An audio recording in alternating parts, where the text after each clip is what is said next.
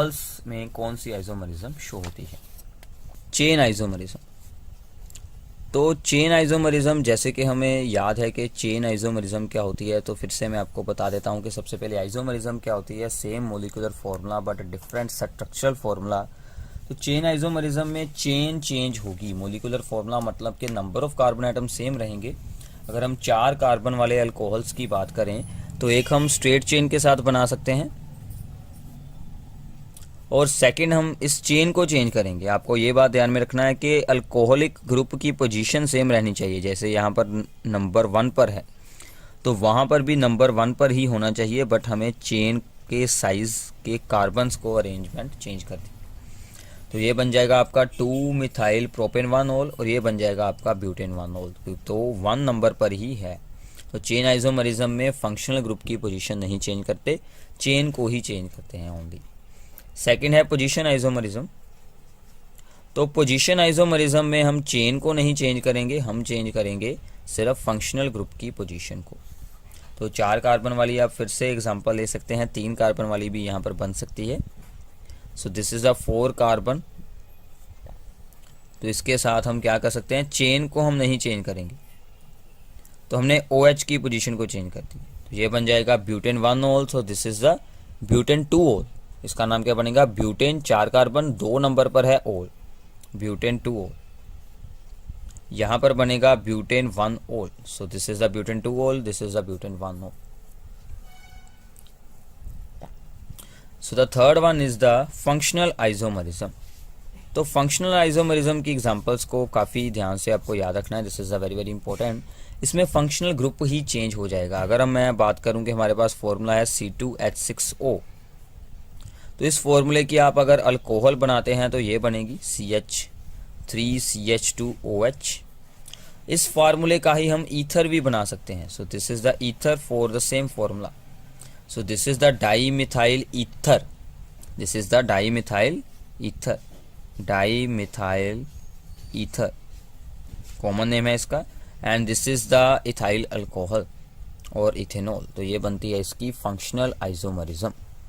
इसके अलावा हमारे पास इसकी ऑप्टिकल आइसोमरिज्म, जो कि आपने पिछले चैप्टर में भी रीड आउट की है। अगर कार्बन आइटम के साथ 4 डिफरेंट ग्रुप्स लगे हों तो वो ऑप्टिकल आइसोमर्स शो करता है। ऑप्टिकल आइसोमर्स आपको पिछले चैप्टर में हैलोअल्केन्स में से स्टीरियोकेमिस्ट्री का एक अलग से हमने पार्ट बनाया था, उसमें आपकी डिस्कस की गई थी, वो आप वहां से देख सकते हैं।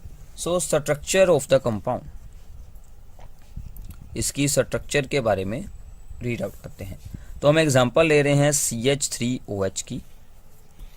तो यहाँ पर क्या होगा कि C के साथ जो ऑक्सीजन ने बॉन्ड बनाया है उस पर 2 लोन पेयर होते हैं। ये आपको याद है कि ये जो ऑक्सीजन है इस पर 2 लोन पेयर हैं, बाकी यहाँ पर तो हाइड्रोजन है ही।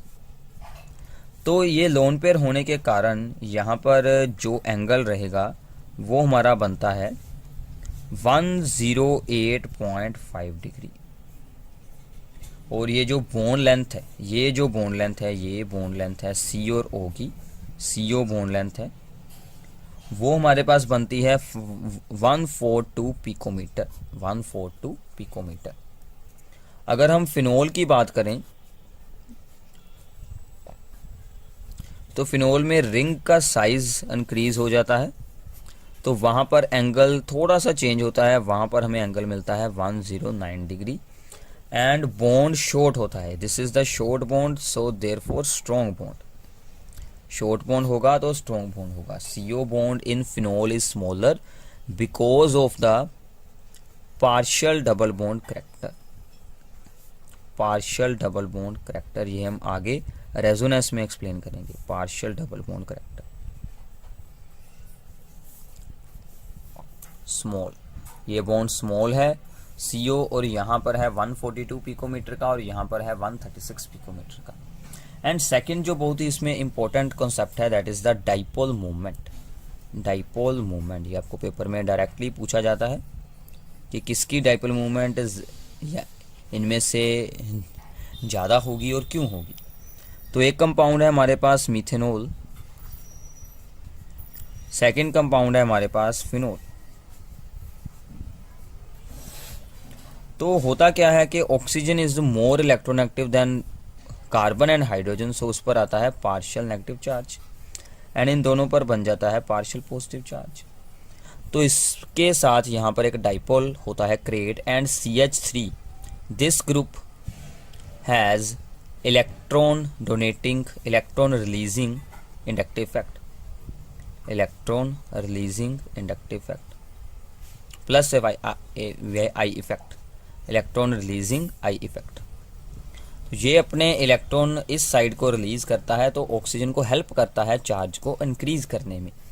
This groups electron releasing inductive effect increases the electron density upon oxygen.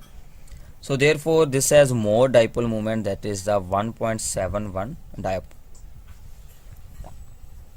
dB। तो ऐसे ही हमारे पास यहाँ पर जो डाइपोल मोमेंट बनती है वो डिक्रीज हो जाती है, that is the only 1.54 D। इसका रीजन क्या है? Because this ring has electron withdrawing effect, electron withdrawing effect.